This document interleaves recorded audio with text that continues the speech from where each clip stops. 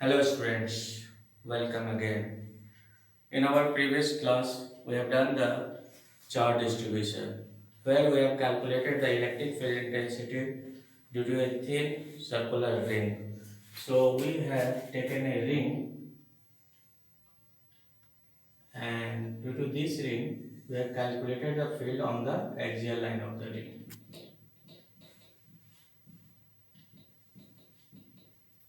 Radius we have taken R, center O, and this distance was x. And we have calculated the field at this point. The result that we got was 1 by 4 pi epsilon qx r square plus x square 3 by 2. This was the result on the result on the point P due to the thin circular beam. If we take x is equal to 0, the electric field that we got at the center is 0. So electric field due to thin circular loop at the center of the loop is 0, while on the axial line at a distance x is 1 by 4 pi epsilon qx r square plus x square 3 by 2. We have also taken a special case where we assume that if x is much greater than the radius of the loop, then our expression was 1 by 4 pi epsilon q by x square. That is the expression. And this expression is similar to electric field intensity due to a point charge. So on the basis of this one, we concluded that electric field intensity at a distance, large distance x, due to thin circular loop, the charge is accumulated at the center of the ring. After this, we have taken a finite rod. We have taken a finite rod. The charge is distributed linearly on it. You assume the length L of the rod, and then we have calculated the field at P, say at a distance R. So again we have taken a small element in which we have assumed charge dq, and from this small element we have calculated the field. For this we got the result 1 by 4 pi epsilon lambda L R R plus L. This is the result that you got in the last class.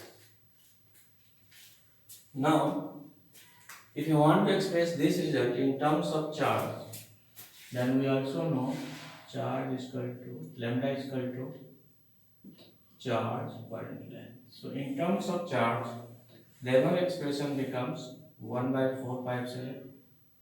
Lambda L can be replaced by Q R by R plus L. So again, this is the expression that we have derived in the last class. Then we have again taken a rod, and then we have calculated the field on the perpendicular bisector. So on the perpendicular bisector, we got the result. In that case, we have taken the rod here, having linear charge density lambda. In that case, we have calculated the field at a distance r, point P. And while deriving this result, again we have taken a small element of charge dq, and we have calculated the field at P. And then we resolve it. Suppose this electric field is d. After resolving, we got dE cos theta, and this is d sin theta. By symmetry, if you take one more element and then you resolving the electric field, then you find that the horizontal component will cancel out each other, and the net electric field would be in the vertical direction. So the net electric field can be written as integration of d cos theta. After this, we got this result. 1 by 4 pi epsilon twice lambda L R, then R square plus L square, because this distance we have taken 2L.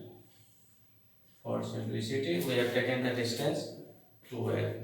So we have 1 by 4 pi epsilon twice lambda L R root under R square plus L square. So that is the result of the last class.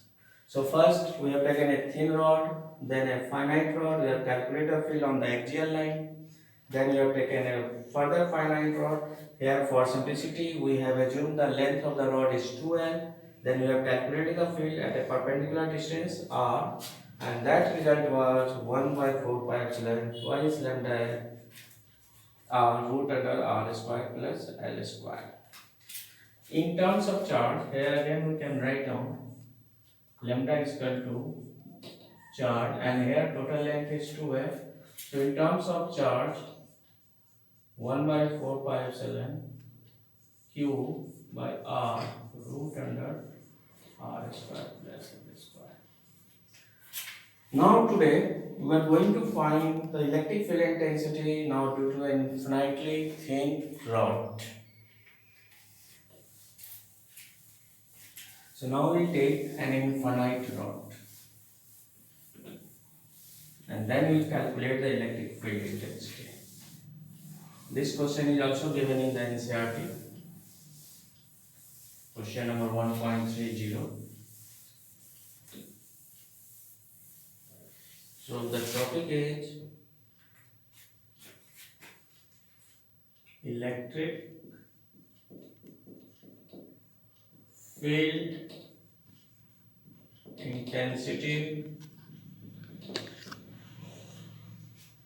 Electric field intensity due to an infinitely thin rod. Electric field intensity due to infinitely thin rod having linear charge density lambda. Having linear charge density lambda. So now we are taking an infinitely thin rod, and this question is given also in the NCERT, and we have to derive this result again by Coulomb's law. We have so far not done the Gauss's theorem, but when we apply the Gauss's theorem, the same result can be derived very easily. But here we are going to derive by the method of Coulomb's law. So take an infinitely thin rod. Take an infinitely thin rod. The charge is distributed over its length. We want to calculate the field, say, at point P at a distance R. So the rod is infinitely thin rod. We want to calculate the field at P, which is at a perpendicular distance R from the rod. So the method or technique is that this is the case of charge distribution. So first we take a small element. So let's a small element dl in which we have charge dq. This is point O, and a small element from point O is at a distance L. Now due to this small charge element dq, write down the electric field intensity at P. And suppose this is the first element. By symmetry we will take one more element just above point O. So here we are going to write down the electric field intensity.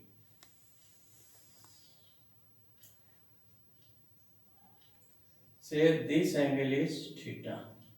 The direction of the electric field is here. And say this is the electric field due to the first element, so write down dE1. Resolving it into two components, take the point P now here. This angle is theta, so it becomes dE cos theta. This component would be dE sin theta. Okay. And this electric field dE1, one can write down. The electric field dE1 can be written 1 by 4 pi epsilon dq, and the distance is r square plus l square root under, so r square plus l square. Okay, 1 by 4 pi epsilon dq, and this distance r square plus l square. Now for symmetry we are taking one more element at the same distance L, so we have here one more element dl. Connect this dl with point P, and the direction of this electric field say dE2. The electric field dE2 representing the field due to the second element. Second element we have assumed here, and the charge is the same amount of charge dq. So what is the electric field intensity at P? Due to the second element, this can be written the same magnitude, having same magnitude, 1 by 4 pi epsilon dq r square plus l square, and we find that both the elements d1 is equal to d2. Say overall dE.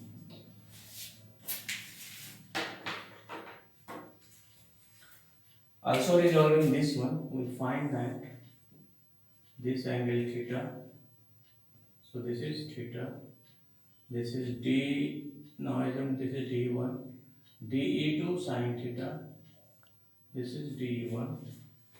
So we have one more component here, dE2 cos theta.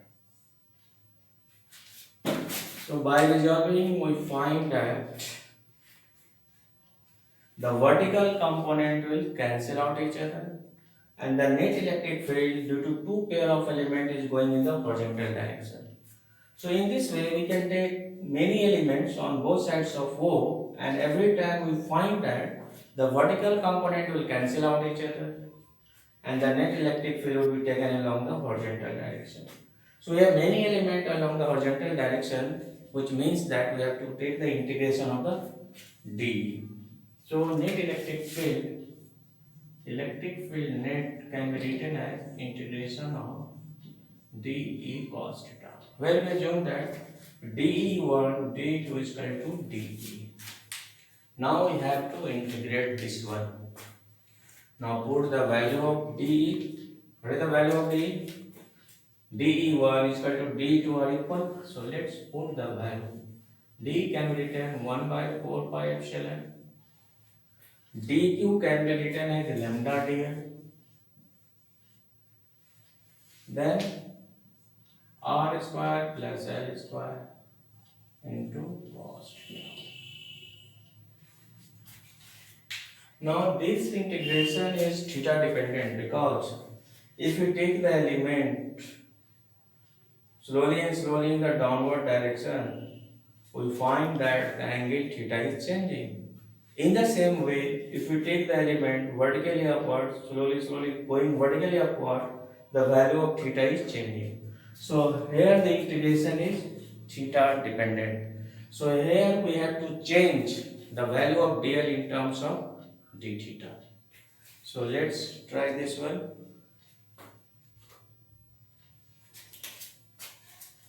First, take out the constant term from here. The constant terms are lambda is constant, 4 pi epsilon is constant, integration of dl cos theta r square plus l square. Now for the dl, we are taking this triangle. In this triangle, one can write down theta is equal to tan theta is equal to L by R. So first writing tan theta L by R. So therefore L can be written R tan theta. Integrating differentiating dl with respect to theta, dl by d theta, one can write down like d by d theta r tan theta, r sec square theta. Therefore, one can write down the value of dl r sec square theta d theta. So dl can be written in terms of r sec square theta d theta. So one of the substitutes for dl is r sec square theta d theta. Now also look r square plus l square. So r square, L we have written the value. What is the value of L? R square tan square theta. Take r square common. We got 1 plus tan square theta. And 1 plus tan square theta is sec square theta. So the expression now becomes r square sec square theta. So r square plus l square can be written as r sec square theta. So note down these two values because we are going to put these two values. dl will put here, r square plus l square will put here. So the expression can be written further. So just writing this expression, or either one can write down dl will put r sec square theta d theta, and r square plus l square we can put r square sec square theta. So after this step, again from equation 1,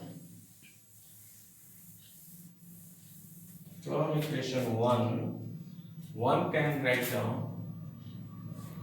lambda by 4 pi epsilon integration dl we have r sec square theta d theta into cos theta. The value of r square plus l square is r square sec square theta. Now sec square theta cancel, r by r is cancelled. We have left now lambda by 4 pi epsilon r integration cos theta d theta. So now we have integration theta dependent. Suppose that this infinitely rod below the point O, this side it makes an angle say theta 1, and this side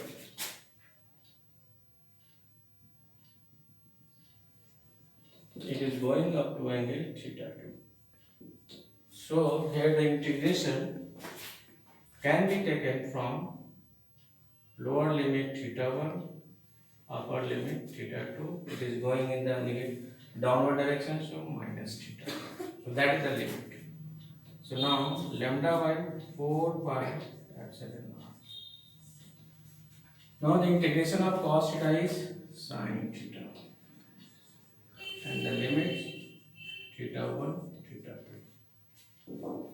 So now we have lambda by 4 pi epsilon r, upper limit sin theta 2, lower limit minus minus plus sin theta 1. So that is the net electric field due to a infinitely rod. If you take the angle, the rod is extended up to theta 1 and theta 2. One can take like this one, lambda 1 4 pi epsilon sine theta 1 sec theta 2. But if you take the special case when the rod is infinitely, then this theta slowly becomes 90 degree. Also here, if the rod is infinitely rod, then this theta 2 becomes slowly becomes 90 degree. So on a special case, if you take theta 1 and theta 2 for infinitely rod,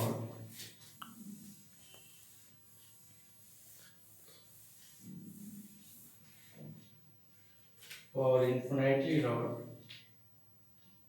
for infinitely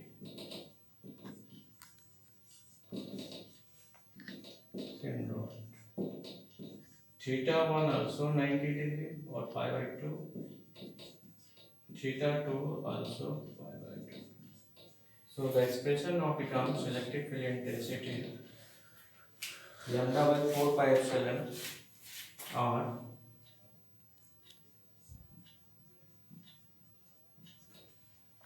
now sine pi by 2 sine pi by 2 sine 91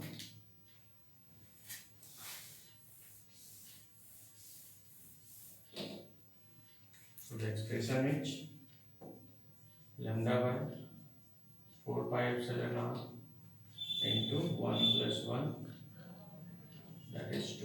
So lambda by 2 pi epsilon r. So this is the electric field intensity due to an infinitely thin rod. This is our result for electric field intensity due to infinitely thin wire, which is lambda by 2 pi epsilon. So what we have done, we have taken the small element dl, then we have calculated the electric field at P, and then resolving dE into two components. On the same basis, we have taken one more element, just have a point O, and we have calculated the electric field and resolving into two components. We find that the vertical component cancel out each other, and the net electric field is going in horizontal direction. Then we have integrated the expression with integration d cos theta. And then since this is theta dependent, so we have done the necessary substitution for dn and for r plus l square. Now, the same topic we will do in the Gauss's theorem. Gauss's theorem is another tactic to find the electric field intensity due to distribution of charges. So we will derive the same result by the Gauss's theorem in coming classes. So for today class, we are completing up to this point. So for today, thank you students. Have a nice day. Bye bye.